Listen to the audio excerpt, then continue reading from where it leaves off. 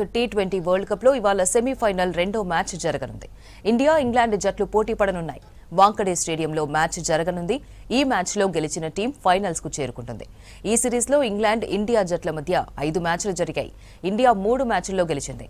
ఇవాల్టి మ్యాచ్ లో ఇండియా గెలిస్తే వరుసగా రెండోసారి ఫైనల్ కు చేరుకుంటుంది. ఇక వాంకడే పిచ్, ప్లేయర్ల ఫామ్, ఇరు జట్ల బలాబలాలకు సంబంధించి క్రికెట్ అనలిస్ట్ సుధీర్ తో అనిల్ ఫేస్ టు ఫేస్. పోర్ జరగబోతుంది. సెమీఫైనల్లో 2లో భాగంగా ఇండియా తర్వాత ఇంగ్లాండ్ పోరుకు సిద్ధమైపోయింది. ఇంగ్లాండ్ మనం గతంలో చూడొచ్చు, 2022లో కూడా ఒకసారి పోటీ పడింది, 2024లో కూడా ఒకసారి పోటీ పడింది. సో అప్పుడు ఎవరైతే సెమీఫైనల్లో గెలిచారో వాళ్ళే టైటిల్ గెలుచుకున్నటువంటి సిచ్యువేషన్స్ కూడా చూసాం. సో ఈరోజు అయితే సెమీఫైనల్ 2లో ఇంగ్లాండ్తో ఇండియా తలపడిపోతుంది. సో ఇండియాకు సంబంధించి కూడా ఇండియాతో పాటు ఇంగ్లాండ్ టీం బలాబలాలా ఉన్నాయి. దాంతోపాటు క్రికెట్ ఎక్స్పర్ట్ సుధీర్ సార్ ఉన్నారు, వారిని అడిగి తెలుసుకున్నాం. సార్, ఈరోజు సెమీఫైనల్ 2 జరగబోతుంది మరికాసేపట్లో. సో ఇండియా కూడా ఇప్పటికే గ్రూప్ స్టేజ్లో చాలా కీలకంగా ఆడింది. ఒక సౌత్ ఆఫ్రికా పైన ఓడిపోయి సూపర్ 8లో కూడా చాలా రాణించింది. సో ఈరోజు ఈ సెమీఫైనల్లో ఇంగ్లాండ్తో తలపడుతుంది. సో ఎట్లా ఉండబోతుంది మ్యాచ్? ఐ థింక్ మీ దానికి కొంచెం చిన్న మసాలా యాడ్ చేయాలంటే అనిల్, మీరు చెప్పినట్టుగా 2022లో ఆస్ట్రేలియాలో జరిగినప్పుడు ఇంగ్లాండ్ ఇండియాని ఓడించింది, వాళ్ళు టైటిల్ గెలిచారు. ఆ తర్వాత ఇండియా వెస్టిండీస్లో ఇంగ్లాండ్ ఓడించి టైటిల్ గెలిచారు. కొంచెం ఒకసారి మనం 50-50 ఓవర్ వరల్డ్ కప్ కూడా యాడ్ చేసినట్లయితే, when India won the world cup for the first time 1983లో ఇంగ్లాండ్ సెమీఫైనల్ ఓడించారు, ఇండియా కప్ గెలిచింది. ఆ తర్వాత 87లో ఇండియాలో first time out of England world cup జరిగినప్పుడు ఇదే ముంబైలో ఇంగ్లాండ్ ఇండియాని ఓడించింది. అండ్ ఓడిపోయినారు, అసలు వాళ్ళు గెలవలేదు, ఫైనల్లో గెలవడం చేశారు. సో అలా మీరు అన్నట్టుగా 50-50 2020లో కూడా సెమీఫైనల్స్లో ఆడడం అనేది ఒక సాంప్రదాయంగా కొనసాగుతూ వచ్చింది ఇంగ్లాండ్కు ఇండియాకు. Both are very good sides అండి, డౌట్ లేదు. అండ్ 2 టీమ్స్ బలాల విషయం మాట్లాడినట్లయితే నాకు అనిపిస్తుంది ఎక్కడ కూడా ఇంగ్లాండ్ తీసిపోయినట్టుగా కనబట్టలేదు.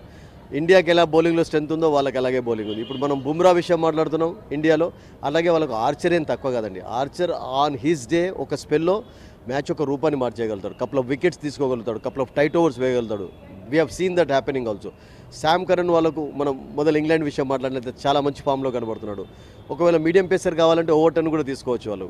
అండ్ వాళ్ళకు అట్లాగే డాసన్ ఉన్నాడు, తర్వాత రషీద్ విషయం ఎంత చెప్పా కానీ తక్కువనే. సో అలా బౌలింగ్లో ఇండియాకు అక్షర్ పటేల్ ఎలా ఉన్నాడో, బుమ్రా ఎలా ఉన్నాడో, హర్షదీప్ ఉన్నాడో, హర్దీప్ ఉన్నాడో, పాండ్యా ఉన్నాడో, అలాగే ఇంగ్లాండ్కి కూడా సేమ్ వనరులు ఉన్నాయి. వరుణ్ చక్రవర్తి, ఆఫ్కోర్స్ మేబీ స్లైట్ కొంచెం ఎడ్జి ఇండియాలో జరుగుతుంది కనుక ఉండవచ్చు అనిపిస్తుంది. ఎందుకంటే రీసెంట్గా ఒక 4-5 months ago when these 2 teams met in Mumbai, అప్పుడు ఇంగ్లాండ్ను 97 ప్లస్ 100 లోపు కూడా అలౌట్ చేశారు. అప్పుడు అభిషేక్ శర్మ బ్రిలియంట్ ఒక 135 స్కోర్ చేశాడు అగైనెస్ట్ ఇంగ్లాండ్. వచ్చి ఆ కాన్ఫిడెన్స్ కూడా క్యారీ కావచ్చు ఇంగ్లాండ్ ఓడించగలిగా. బట్ ఇంగ్లాండ్ 2-3 మ్యాచెస్ ఆడున్నారు. There starting was not good actually. Nepal against ఇక్కడ స్ట్రగుల్ అయినారు. ఆ తర్వాత నేను కూడా ఇటలీ తోటి కూడా ఆడినట్టున్నారు. సో వెస్టిండీస్ తోటి కూడా వాళ్ళకు మ్యాచ్ జరిగింది, అక్కడ మంచి పర్ఫార్మెన్స్ కలవాలి. సో ఇంగ్లాండ్కు కొన్ని మెమరీస్ ఉన్నాయి, స్వీట్ మెమరీస్ ఉన్నాయి ఈ టోర్నమెంట్లో. And they have been undefeated. వాళ్ళు కూడా అద్భుతంగా ఆడుతున్నారు. అండ్ ఎక్కడ కూడా కష్టం. అండ్ దట్టు ఆల్ మ్యాచెస్ అన్ని వాళ్ళు ఇక్కడనే ఆడారు. ఇప్పుడు కొంతమంది అంటే అన్ఫార్చునేట్లీ ఇండియా కూడా శ్రీలంక వెళ్ళాల్సి వచ్చింది, తర్వాత న్యూజిలాండ్ కూడా వెళ్ళాల్సి వచ్చింది. సౌత్ ఆఫ్రికా లాగా ఇంగ్లాండ్ ఆల్ మ్యాచెస్ ఇక్కడనే ఆడడం చూస్తున్నాం. సో బ్యాటింగ్లో మనం when we talk about batting, actually మొన్న సంజు శాంసన్ సెంచరీ స్కోర్ చేయడం అనేది ఒక బిగ్ ప్లస్ పాయింట్ అయిపోయింది అని డౌట్ లేదు. ఎందుకంటే టెర్రిఫిక్ ఫామ్లో ఆడుతున్నాడు అతను. అండ్ అంతకంటే ముందు కూడా ఒక కపుల్ ఆఫ్ మ్యాచెస్లో చిన్న ఇన్నింగ్స్ ఆడాడు. సో ఆ సెంచరీ నాకేమనిపిస్తుంది అంటే ఈరోజు ముంబైలో చాలా ఎక్స్ట్రా కాన్ఫిడెన్స్ ఇవ్వవచ్చు. ఎందుకంటే టాప్ ఆర్డర్లో మీకు ఎప్పుడైతే ఒక ప్లేయర్ అంత అద్భుతమైనటువంటి ఫామ్లో ఉంటాడో, యూ టేక్ ఫర్ ఎగ్జాంపుల్ సంజునే తీసుకోవచ్చు, అభిషేక్ని తీసుకోవచ్చు, ఈశాన్ చాలా క్రికెట్ ఇక్కడనే ఆడాడు కదా, తన ఐపీఎల్ అంతా అక్కడనే స్టార్ట్ అయింది.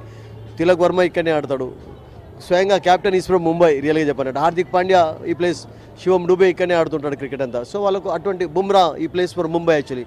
సో ఒక రకంగా చెప్పాలంటే ముంబైలో వాళ్ళకు అందరూ కూడా లోకల్ టీమ్ లాగా ఒక ప్లస్ పాయింట్ అవుతుంది. సో ఎక్సైటింగ్ సెమీఫైనల్ ఉంటుంది. నాకని ఏమనిపిస్తుంది అంటే ఇంగ్లాండ్ మీరు ఎక్కడ కూడా తక్కువ అంచనా వేయలేరు. మనం ఇప్పుడు ఇంతకుముందు ఇండియన్ బ్యాటింగ్ విషయం మాట్లాడినట్టుగా బట్లర్ చాలా క్రికెట్ ఇక్కడనే ఆడాడు, ఫస్ట్ ఐపీఎల్ ఇక్కడనే స్టార్ట్ అయింది అతనిది. ఒకవేళ అతను మంచి ఫామ్ రాబట్టుకున్నట్లయితే, because is been in and out of ఫామ్లో ఉన్నాడు, ఎక్కువ పెద్ద స్కోర్ చూడలేదు, but is a big match player. అట్లాగే సాల్ట్, తర్వాత బెతెల్, తర్వాత Brook is doing a fantastic job, is leading by example. మన పాకిస్తాన్ అగైనెస్ట్ ఒంటి చేతితోటి మ్యాచ్ గెలిపించాడు అతను. సో వాళ్ళకు కూడా డీప్గా శామ్ కరన్ వరకు, తర్వాత ఈవెన్ ఓటన్ ఆడితే ఓటన్, అంత బ్యాటింగ్ లైనప్ ఉంది వాళ్ళకు కూడా డీప్గా. And Jacks is playing a tremendous role for them. Jacks రియల్గా చెప్పాలంటే వికెట్లు తీస్తున్నాడు, 3-4 man of the match awards కూడా ఉన్నాయి అతనికి. సో వాళ్ళ టీంలో కూడా అందరూ అంటే ఇండియా కూడా స్ట్రగుల్ అయింది ఈ టోర్నమెంట్లో, ఇంగ్లాండ్ కూడా స్ట్రగుల్ అయింది. పూర్తిగా నల్లేరుపై నడకలాగా ఏం కనబడలేదు. ఇదే ముంబైలో యూఎస్ అగెనిస్ట్ ఇండియా ఫస్ట్ మ్యాచ్లో స్ట్రగుల్ అయినారు. అట్లాగే మనం ఇంతకుముందు చెప్పుకున్నట్టుగా నేపాల్ అగెనిస్ట్ ఇంగ్లాండ్ కూడా స్ట్రగుల్ అయింది ఇక్కడే ముంబైలో. సో కనుక ఇంగ్లాండ్ మనం తక్కువ అంచనా వేసే ఛాన్సే లేదు అసలు. యాక్చువల్గా it's definitely going to be an exciting semifinal match today in Wankhede stadium. And task సంబంధించి కానీ పిచ్ వాంకడే స్టేడియంకి సంబంధించి ఎట్లా ఉండబోతుంది టాస్ కొన్ని సిచ్యువేషన్స్లో మీకు definitely toss plays a key role, but not always actually. ఒక్కొక్కసారి గుడ్ టాస్ టు లూజ్ లాగా కూడా మారుతూ ఉంటుంది. For example put in to bat కూడా పెద్ద స్కోర్ చేసే ఛాన్సెస్ ఉంటాయి, మనం అదే చర్చించాం కూడా. అండ్ ఇప్పుడు ఇండియాకు మొన్న కోల్కతాలో మాత్రం కొంచెం కీప్ అనిపించింది, ఎందుకంటే డ్యూ ప్రభావం కనబడింది కనుక.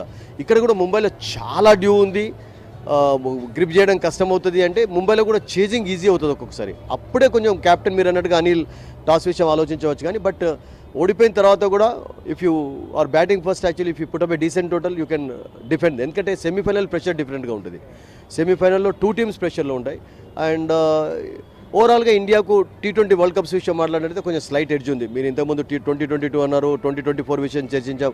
2007లో యువరాజ్ యొక్క పర్ఫార్మెన్స్ కూడా ఎవరు మర్చిపోలేరు. ఇంగ్లాండ్ను ఎక్కువ కొంచెం ఓడించినటువంటి ఎబిలిటీ ఇండియాకే ఉంది. అండ్ దట్టు ఇండియా వచ్చినప్పుడల్లా కూడా అండ్ దట్టు ముంబైలో 2017 నుంచి నాకు ఏమనిపిస్తుంది అంటే ముంబైలో ఇప్పటివరకు ఒక మ్యాచ్ ఓడిపోలేదు.